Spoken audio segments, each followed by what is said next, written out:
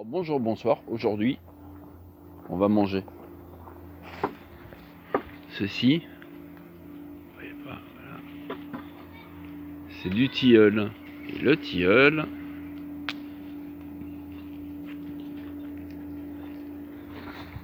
ça se mange. Après, on a ceci. Attention de ne pas s'y piquer. De l'ortie. Et l'ortie, c'est une bombe. Vous la pliez. Et une fois pliée, vous pouvez la manger. Tant que rien à voir, voyons un peu d'ortie. Alors, après, hop, ici, on a de la fenouil qui commence à sortir. Pour être mangée. Alors celle-là, c'est bien, celle que je préfère. Ça, c'est la pimprenelle. Pimprenelle totalement comestible. Super bonne à manger, elle a un petit goût de concombre.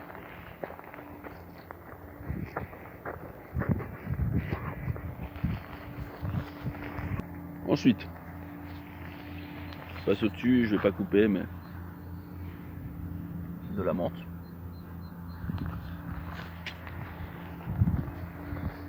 Je continue à me promener.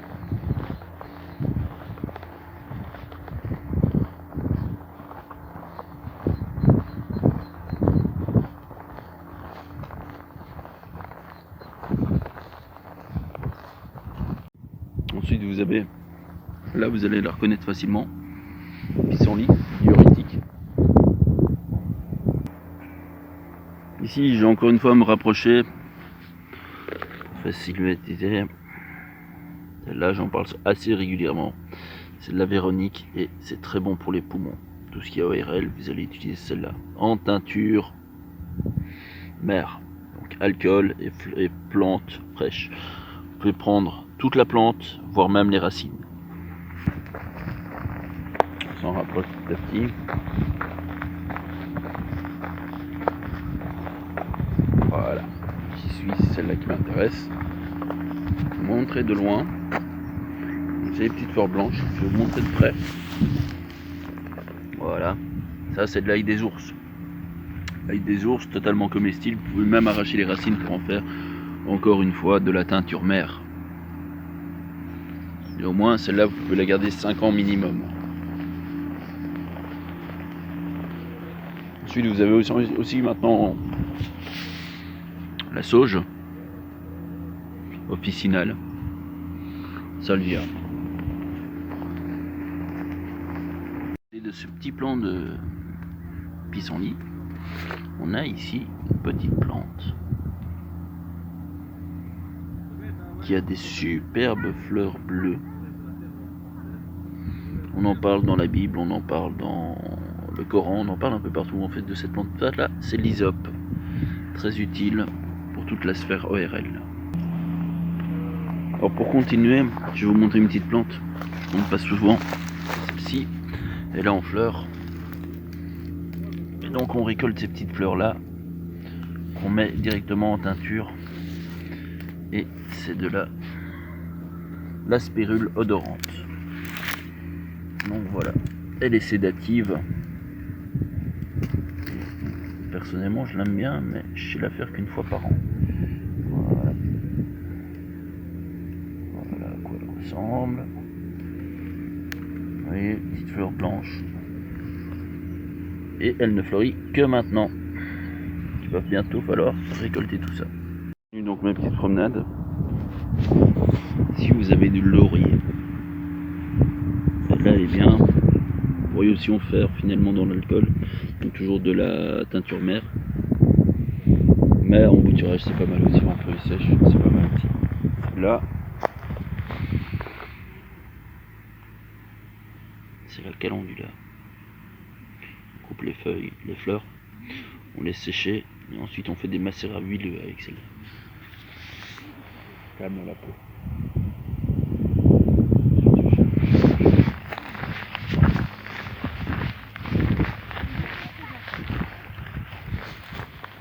J'arrive sur l'oseille, celle-là en salade, super bonne.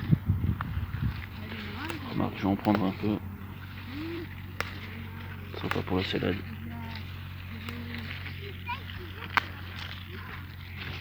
Il faut aussi en faire des épinards. Voilà.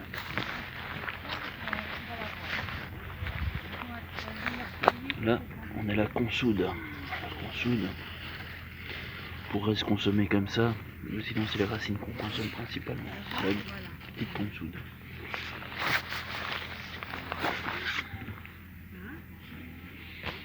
Et enfin, de l'absinthe.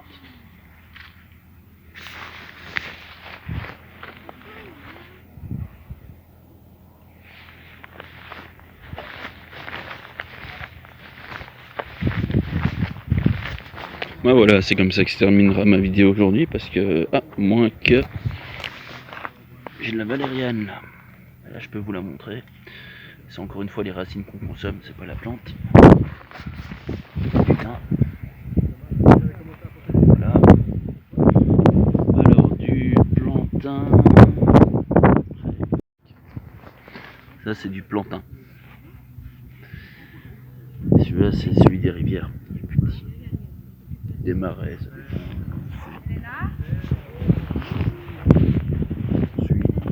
C'est tout. Merci bien et une agréable journée. La vidéo vient de se finir.